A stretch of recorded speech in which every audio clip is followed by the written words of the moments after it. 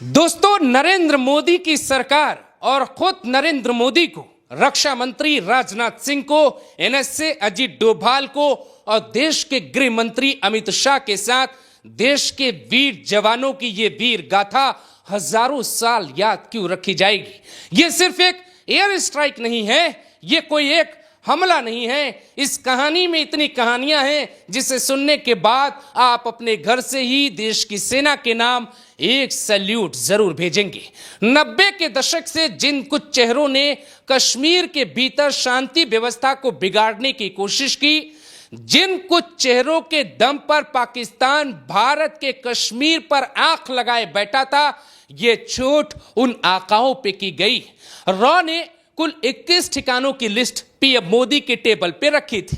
Raw और NSA Ajit Doval ने मिलकर कई ठिकानों की पड़ताल की और उन ठिकानों की लिस्ट जब पीएम मोदी के टेबल पे पहुंची तो वहां से यह तय किया गया कि आखिर भारतीय सेना पाकिस्तान के किन किन हिस्सों में एयर स्ट्राइक करेगी। राजनाथ सिंह एक बयान देते हैं कि हनुमान जी का जो आदर्श है उसे भी भारतीय सेना ने पालन किया। जिन लोगों ने मारा उन्हीं लोगों को मारा गया है, किसी निर्दोष को चोट नहीं पहुंची।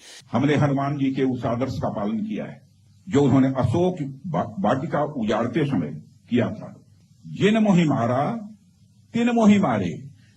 हमने केवल उन्हीं को मारा जिन्होंने हमारे मासूमों को मारा।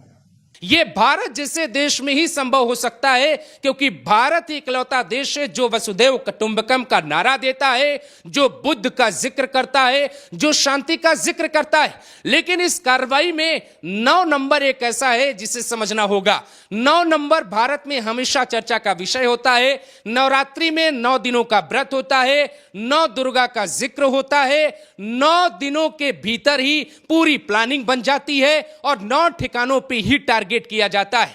बड़ी हैरानी की बात यह है कि जो 3 मोस्ट वांटेड दुश्मन भारत के थे, उन्हीं 3 दुश्मनों के ठिकानों पे हमले किए गए, उन्हीं ठिकानों पे मिसाइलें गिराई गई, उन्हीं ठिकानों को बर्बाद करने की कोशिश की गई। हाफिज सईद जो मोस्ट वांटेड है, इसे यूएन में भी ये जो है आतंकी घोषित किया गया है। पाकिस्तान बार बार कहता है कि ये उसको सुरक्षा नहीं देता है, उसको नहीं छिपाता है, लेकिन उसके बावजूद हाफिज सईद पाकिस्तान में रहता है। और हाफिज सईद का जो संगठन है लश्कर तैयबा, उसका जो प्रमुख संगठन है जमात उद दावा, उसी के साथ लश्कर तैयबा भी उसने बनाया। लश्कर तैयबा का कई बार नाम आता है, मुंबई हमला हो या कोई दूसरा हमला, हाफिज सईद का नाम जुड़ ही जाता है। हाफिज सईद के जिन 3 ठिकानों पे हमले हुए हैं, उसमें जो सबसे बड़ी बात है, लश्कर तैयबा के कई आतंकी मारे गए हैं। हाफिज सईद जिंदा है या मर गया है, इसकी कोई जानकारी अभी तक नहीं आई है। हाफिज सईद कश्मीर को कंट्रोल करने की कोशिश करता है और जो साउथ कश्मीर का इलाका है जहां पे पहलगाम पड़ता है, जहां पे ये घटना घटी, उन इलाकों में इसके जो आतंकी हैं वो पूरी तरह से सक्रिय रहते हैं। हाफिज सईद का एक प्रोपेगेंडा है अलग अलग संगठन बनाना और उन संगठन में तमाम हिंदुस्तानी बिगड़े हुए लोगों को जोड़ लेना और उन लोगों के सहारे ही कश्मीर में घटना को अंजाम देना। 3 ठिकाने बर्बाद हो गए हैं। लश्कर तैयबा के कितने आतंकी मारे गए हैं, इसकी जानकारी अभी बाहर आना बाकी है। दूसरा जो सबसे बड़ा मोस्ट वांटेड है भारत का, उसका नाम है मसूद अजहर।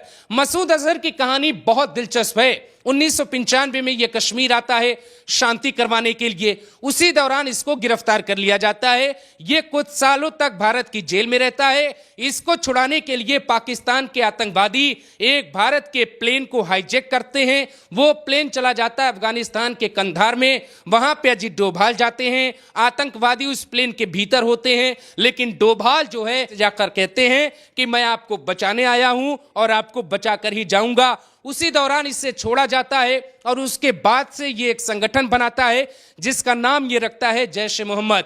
जैश-ए-मोहम्मद इतना बड़ा पाकिस्तान का आतंकवादी संगठन था कि ये पूरे कश्मीर में अपना नेटवर्क बनाता, कश्मीर के भीतर अलग अलग अपने कमांडर रखता और इन कमांडरों की जो ट्रेनिंग है वो पाकिस्तान की फौज करती है। ऐसे कई दावे किए जाते हैं।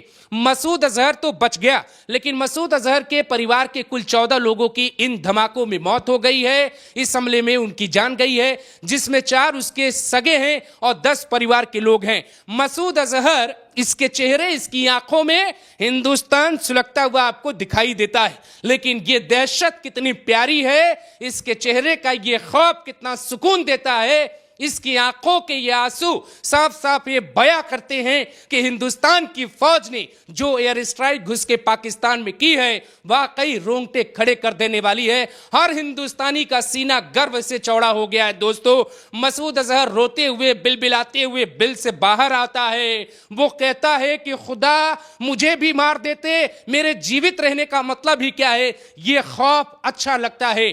पाकिस्तान के भीतर जो स्ट्राइक की गई वो सीधे तौर पे इन आकाओं पे की गई, लेकिन दुश्मन नंबर 3, इसका नाम है सैयद सलाउद्दीन। सैयद सलाउद्दीन का भी एक संगठन है, उसके संगठन का नाम है हिजबुल मुजाहिदीन। हिजबुल मुजाहिदीन के 2 ठिकानों पर हमला बोला गया और एयर स्ट्राइक के दौरान हिजबुल के कितने कमांडर, कितने आतंकी मारे गए हैं, इसकी सूचना अभी आनी बाकी है। दोस्तों, ये जो 3 चेहरे हैं जो आपके स्क्रीन पे चल रहे हैं, पिछले 40 सालों से कश्मीर के पीछे इन्हीं का हाथ है। यही बार बार कश्मीर को सुलगाने की कोशिश करते हैं। आप याद करिए, 2 बजे का वक्त हो रहा था, 23 तारीख की तारीख थी। पीएम मोदी बिहार के मधुबनी गए थे। मधुबनी में उन्होंने इस बात का जिक्र किया कि जो बची जमीन है उसको मिट्टी में मिला देंगे। कार्रवाई ऐसी होगी किसी को कल्पना नहीं होगी। इन दोनों बातों का मतलब यही था कि जो आका है आतंकवादियों के, आका कौन? हाफिज सईद, सैयद सलाउद्दीन, मसूद अजहर जैसे लोग आका हैं। यही लोग आतंकवाद की फैक्ट्री पाकिस्तान में चलाते हैं। वो मुजफ्फराबाद हो, वो रावलकोट हो, पीओके हो या कोई इलाका हो। आप बड़ी गंभीर बात, इस बात को समझिए कि जो कसाब था, जो भारत का बहुत बड़ा दुश्मन था, जिसे भारत की कोर्ट ने फांसी की सजा सुनाई थी, उसकी फांसी हो गई, उसकी भी ट्रेनिंग इन्हीं 9 कैंपों में से एक कैंप में हुई थी। जो भी भारत पे बड़े हमले किए गए, उन हमलों के पीछे इन्हीं 9 कैंपों के हाथ थे। जम्मू कश्मीर में पिछले कुछ सालों में, चाहे पहलगाम की घटना हो, पुलवामा की घटना हो, उरी की घटना हो, उन सभी घटनाओं में इन्हीं 9 संगठन का नाम था। इन्हीं 3 चेहरों के हाथ थे और इन्हीं 3 चेहरों को चोट पहुंचाने के लिए चोट की गई है। सवाल यह है कि क्या सरकार मसूद अजहर को मारना ही नहीं चाहती थी? क्योंकि उसके 14 लोगों को जब टारगेट किया जा सकता था तो मसूद अजहर को जिंदा क्यों छोड़ा गया? वो इसलिए क्योंकि आतंकवादी भारत की सीमा के भीतर आए, वो मारते हैं लोगों को धर्म पूछ के। महिला कहती है मुझे भी मारो, तो महिला से कहते हैं मोदी को जाकर कहना। इस सवाल का जवाब है मसूद अजहर की आंखों में डर। इस सवाल का जवाब है मसूद अजहर का रोता हुआ चेहरा। हाफिज सईद, सैयद सलाउद्दीन, मसूद अजहर, आतंकवाद की factory, Pakistani army chief Munir, इन सभी पे भारत का निशाना है। और यह भी तय है कि यह लड़ाई दूर तक जाएगी। आतंकवाद की मिट्टी जो मिलाने की कोशिश की जा रही है, उसकी मात्र ये शुरुआत है। जब तक हाफिज सईद, सैयद सलाउद्दीन और मसूद अजहर हिंदुस्तान की सेना उसको मारेगी नहीं, तब तक ये लड़ाई खत्म नहीं होगी। क्योंकि आतंक की फैक्ट्री पाकिस्तान में कुछ इस तरीके से पनपती है कि आज आप तबाह करिए, कल वो तैयार कर लेंगे। दुनिया के सामने पाकिस्तान बेनकाब हो गया है। ये तस्वीर आपके सामने है। ये भारत का बहुत मोस्ट वांटेड आतंकी है, जिसको मार दिया जाता है सेना के एयर स्ट्राइक में। उसके जनाजे में पाकिस्तान के जवान भी देखे गए, पाकिस्तानी सेना के आर्मी के ऑफिसर भी देखे गए। पाकिस्तान सरकार पूरी तरह से बेनकाब हो गई। जो सिक्योरिटी की मीटिंग बुलाई गई, उसमें जो आर्मी चीफ मुनीर है, जो हिंदू विरोधी है, उसका चेहरा उतरा था। पाकिस्तान के रक्षा मंत्री जो परमाणु बम की धमकी दे रहे थे, वो पूरी तरह से बेनकाब हो गए। बिलावल भुट्टो जो पानी के बदले खून की नदी बहाने का जिक्र कर रहा था, वो कहां फरार हो गया है। इसके अलावा पाकिस्तान का जो प्रधानमंत्री है शहबाज शरीफ, उसका चेहरा उतर गया है। भारत सरकार ने स्पष्ट कर दिया है, अन्य अजीत डोभाल ने बयान दे दिया है कि इससे भी कड़ा प्रहार करने की क्षमता भारत रखता है। चीन को भी एनएसए अजित डोभाल की तरफ से अल्टीमेटम दिया गया है, भारत के रास्ते में ना आए। दुनिया भर के एनएसए से अजित डोभाल बात कर रहे हैं। हिंदुस्तान के कुछ लोग इस कार्रवाई पे सवाल भी उठा रहे हैं, वो चाहे राशिद अल्वी हो या इमरान मसूद। लेकिन दोस्तों, सेना पे यकीन रखिए, मिट्टी में मिलाने का जो एजेंडा भारत सरकार ने शुरू किया है उसमें 140 करोड़ लोगों का साथ चाहिए।